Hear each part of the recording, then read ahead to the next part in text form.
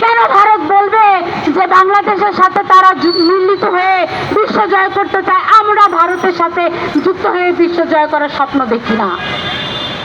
কেন ভারতীয়রা বলবে 180 কোটির সাথে আরো 20 কোটি যুক্ত হোক, তাহলে সবাই মিলে বিশ্ব জয় করবে? দরকার নাই। আপনারা আপনাদের লোক দিয়ে যদি বিশ্ব জয় করতে পারেন করেন, কিন্তু 20 কোটি জনগণ বাংলাদেশি, আমরা খেটে খাওয়া মানুষ, আমরা স্বাধীন সার্বভৌম রাষ্ট্র, আমাদের একটা নাম আছে বাংলাদেশ, আমাদের আলাদা পতাকা আছে, লাল সবুজের পতাকা, আমাদের আলাদা মানচিত্র আছে, আমাদের 1,47,570 বর্গ কিলোমিটারের একটা সুন্দর মানচিত্র আছে। আমরা কোনো দেশের খেয়েও থাকি না, পরেও থাকি না। আমরা কোনো দেশের বিরোধিতা করতে চাই না, আমরা কোনো দেশে দালালি করতে চাই না। প্রতিবেশী দেশ তো কখনো পাল্টানো যায় না।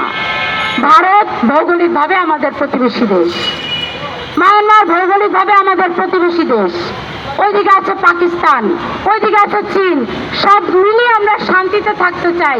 আপনাদের দালালি করব কিংবা আপনাদের মোসাইবি করব কিংবা আপনাদের বিরোধিতা করব, এমনটা বাংলাদেশে কোনো নাগরিকের পক্ষ থেকে আমরা জানতে চাই না, শুনতেও চাই না।